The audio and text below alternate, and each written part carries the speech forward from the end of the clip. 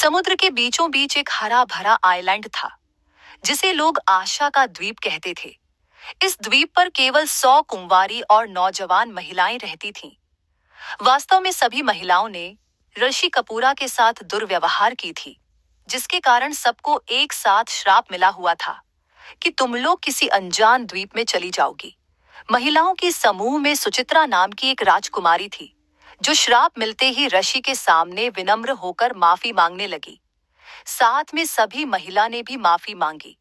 बहुत देर तक ऋषि के सामने गिड़गिड़ाने से ऋषि ने बताया कि जब तुम सब संतानवती हो जाओगी, तब तुम श्राप से मुक्त हो जाओगी। बस यही श्राप के कारण सभी महिलाएं इस द्वीप पर अपना जीवन बिता रही थी। यहाँ पर प्राकृतिक का दिया हुआ सब कुछ था, बस किसी पुरुष का वास नहीं था जिससे कि वे संतानवती हो सके। एक दिन एक नौजवान लड़का आर्यन समुद्र में तूफान का शिकार होकर इस द्वीप पर बहकर आ गया। जब वह होश में आया तो उसने खुद को महिलाओं से घिरा हुआ पाया। ये महिलाएं उसे देखकर बहुत खुश हो गईं। उनके मन में आशा की किरणें जाग गई कि अब उनका मनोकामना पूरा हो सकता है। सभी महिलाएं मिलकर आर्यन को अपने कुटिया में ले गईं और खूब सेवा की, जिससे उसका स्वास्थ्य ठीक हो गया। फिर सुचित्रा आर्यन के पास आकर अपनी सारी कहानी बताती है और साथ ही यह आग्रह करती है कि हम सबको इस श्राप से केवल आप ही मुक्त कर सकते हैं। आर्यन कुछ देर सोचने के बाद हाँ कर देता है। फिर सब मिलकर योजना बनाता है कि इस समस्या से कैसे निपटा जाए। अंततः सबने यह फैसला किया कि आर्यन को रहने के लिए एक सुंदर सा कुटिया बनाया जाए और 5 से 7 लड़कियां हमेशा उसके सेवा में उसके साथ रहेगी, जो हर जरूरत को ध्यान में रखेगी। और एक रात में एक लड़की, जिसका मासिक का 13वें दिन होगा, उसको आर्यन के पास भेजा जाएगा। आगे सबने डिसाइड किया कि आर्यन से सबसे पहले राजकुमारी सुचित्रा मिलेगी, फिर उसके बाद बाकी महिलाएं। इस योजना के साथ वे लोग आगे बढ़ते हैं। सबने मिलकर आर्यन के लिए एक सुंदर सा कुटिया बनाती है और उसके सेवा में 5 से 7 लड़कियां लग जाती है। 4 दिन बाद राजकुमारी सुचित्रा का मासिक का 13वें दिन आ जाता है। राजकुमारी सुचित्रा को पूरा मेकअप करवा कर आर्यन के कुटिया में ले जाया जाता है। राजकुमारी पूरी तरह से कुंवारी थी, जिस्म मखमल की तरह, कमर पतली नागिन की तरह। आर्यन जब ये दृश्य देखा तो दंग रह गया। उसको ऐसा लग रहा था जैसे वह स्वर्ग में अप्सराओं की दुनिया में आ गया है। जब राजकुमारी को आर्यन के कक्ष में छोड़कर सभी लड़कियों वापस चली जाती है, तब आर्यन राजकुमारी को कसकर गले लगा लेता है। दोनों के लिए यह नई बात थी। वे दोनों ऐसे चिपके हुए थे कि मानो अब अलग होंगे ही नहीं। करीब आधा घंटा बाद आर्यन राजकुमारी को गोद में उठाकर बिस्तर पर लेटा देता है और फिर धीरे धीरे राजकुमारी का एक एक गहने और कपड़े उतारने लगता है।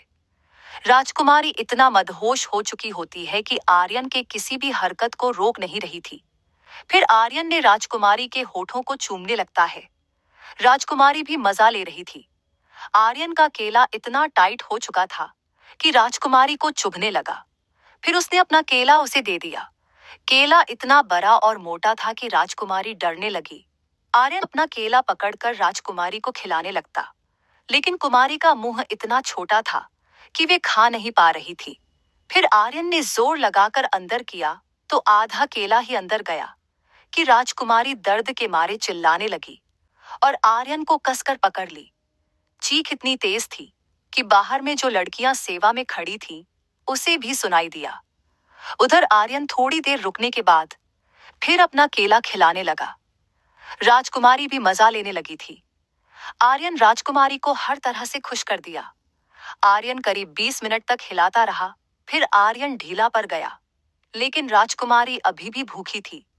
थोड़ी ही देर बाद आर्यन फिर से तैयार हो गया और डायरेक्ट इस बार केला पूरा अंदर डाल दिया। राजकुमारी का वस्त्र और बिस्तर खून से लाल हो चुका था, लेकिन इसकी प्रवाह किसी को नहीं थी। वे दोनों तो सारी दुनिया भूलकर अपने में खो गए थे। इस बार आर्यन को 2 घंटा लग गया खिलाने में। राजकुमारी अब पूरी तरह से संतुष्ट हो चुकी थी। वह उठकर अपना वस्त्र ठीक करती है और आर्यन के लिए फिर से बेड लगाया जाता है। फिर आर्यन आराम करने लगता है और राजकुमारी अपने कक्ष में चली जाती है। फिर वहां पर आर्यन का बहुत ध्यान रखा जाता है और हर दिन किसी न किसी महिला का या कभी कभी एक साथ दो महिला का मासिक का 13वां दिन होता है। तो ऐसी स्थिति में एक रात में दो महिलाओं को खाने पर भेजा जाता था। लगभग 1 महीने बाद से हर रोज किसी न किसी महिला का पेट से होने का खबर आया करता था और जिस महिला का गर्भ नहीं रुका उसको फिर से आर्यन के पास भेजा गया। फिर उसके दावा से लगभग सभी महिला 6 माह तक में गर्भवती हो गई। 9 माह पूरे होने पर राजकुमारी सुचित्रा ने एक पुत्र को जन्म दी जो बहुत ही सुंदर था। उसके बाद उस द्वीप पर कई बच्चे ने जन्म लिया। द्वीप एक साथ खुशियों से झूम उठा। आर्यन को वहां के औरतें भगवान की तरह पूजने लगे, जिसके कारण से वे सभी श्राप से मुक्त हो पाई थी। उस द्वीप पर प्रकृति अपनी सारी संपत्ति लुटा रही थी।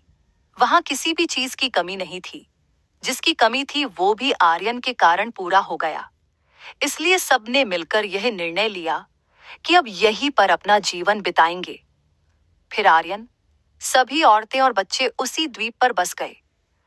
दोस्तों, अगर कहानी अच्छी लगी हो तो कृपया चैनल को सब्सक्राइब कर दे और पेज को फॉलो कर दे।